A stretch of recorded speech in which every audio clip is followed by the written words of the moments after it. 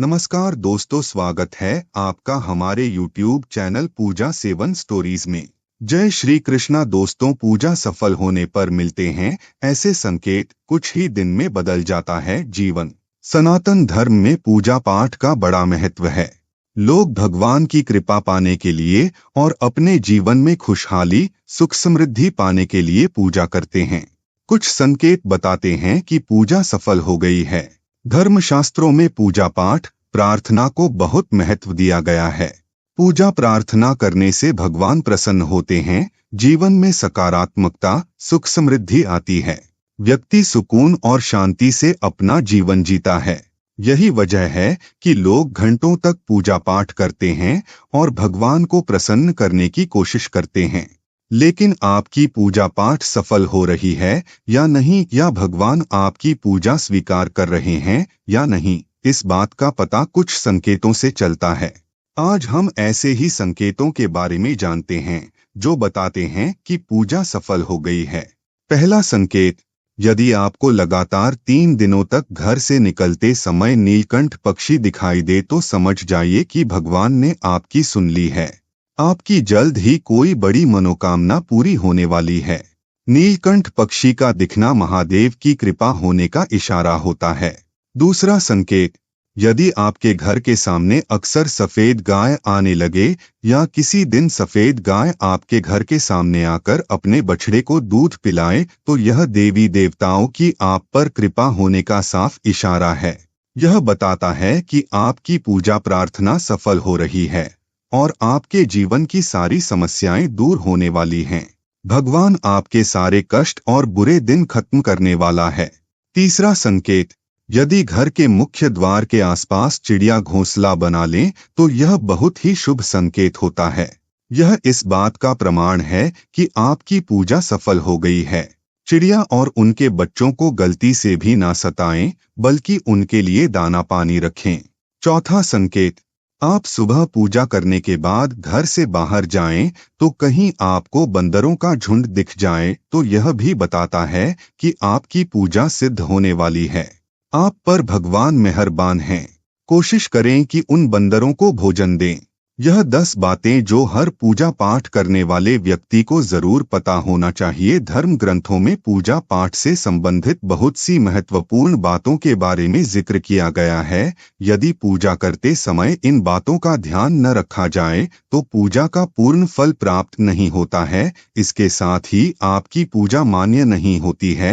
इसलिए देवी देवताओं की पूजा करते समय इन बातों को ध्यान में रखना आवश्यक होता है। यदि आप कुछ गलतियां करते हैं तो माना जाता है कि आपको शुभ फल के स्थान पर देवी देवताओं के क्रोध का भागी बनना पड़ सकता है। तो चलिए जानते हैं कि पूजा करते समय किन बातों को ध्यान रखना आवश्यक होता है। लेकिन उससे पहले अगर आप भी चाहते हैं कि माता रानी का आशीर्वाद आप पर बना रहे तो इस चैनल को सब्सक्राइब करें, वीडियो को एक लाइक करें और कमेंट बॉक्स में जय लक्ष्मी माता जरूर लिखें। तो चलिए जानते हैं कि पूजा करते समय किन बातों को ध्यान रखना आवश्यक होता है।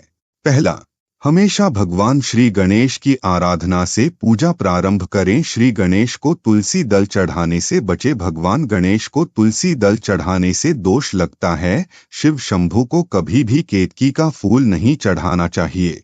दूसरा, देवी देवताओं का तिलक हमेशा अनामिका उंगली से करना चाहिए। यदि आपने शुद्ध घी का दीपक जलाया है तो उसे बाईं ओर रखें और तेल के दीपक को दाईं ओर रखें। घी के दीपक के लिए सफेद रुई की बत्ती उपयोग किया जाना चाहिए, जबकि तेल के दीपक के लिए लाल धागे की बत्ती श्रेष्ठ बताई गई है।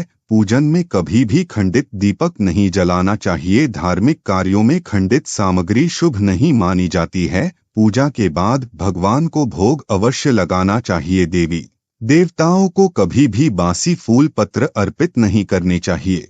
तीसरा, पूजा पाठ में पवित्रता का विशेष ध्यान रखना चाहिए। यदि कोई बिना स्नान किए हुए फूल पत्ती तोड़कर भगवान को अर्पित करता है तो यह पूजा में मान्य नहीं रहते हैं। तुलसी को कभी ऊल कर भी बिना स्नान किए या फिर बिना हाथ धोए नहीं तोड़ना चाहिए। इस बात का पूरा ध्यान रखें कि जहां आपका पूजा स्थल है उसके ऊपर किसी भी प्रकार का भारी सामान या कबाड़ नहीं रखा होना चाहिए। चौथा, हिंदू सनातन धर्म में पंचदेव माने गए हैं। प्रतिदिन पूजा करते समय इन पंचदेवों का ध्यान अवश्य करना चाहिए, तभी आपको पूजा का पूर्ण फल प्राप्त होता है। सूर्यदेव, श्री गणेश, माँ दुर्गा, भगवान शिव और भगवान विष्णु को पंचदेव कहा गया है। प्रतिदिन पंचदेवों की पूजा करने से आपके घर में शांति और समृद्धि बनी रहती है। पांचवा, बिना नहाए पूजन करना या भगवान की वंदना करना भी अशुभ होता है। नहा धोकर साफ वस्त्र पहनकर ही पूजा करें। बहुत से लोगों की आदत होती है कि वह नहाकर बिना कपड़े पहने पूजा करने लग जाते हैं। ऐसा करना सही नहीं माना जाता। पूजन के दौरान धूप या अगरबत्ती जलाने के दौरान माचिस या अगरबत्ती की अग्नि को फूंक माकर ना बुझाएं। इन्हें हाथ से हवा करके बुझाएं। शंख आदि को बजाने के बाद उन्हें धोकर रखें। पूजा के कमरे में अशुभ वस्तु, बेकार का सामान, मदिरा, सूखे फूल, मृत व्यक्तियों के चित्र लगाना भी अच्छा नहीं होता है। छठा, जब भी आप पूजा कर रहे हो तो ध्यान में रखें कि आपका मुंह पश्चिम दिशा की ओर हो और मंदिर या भगवान का मुख पूर्व दिशा की ओर ही हो। इतना ही नहीं, देवी देवताओं की मूर्ति के सामने कभी भी पीठ करके नहीं बैठना चाहिए।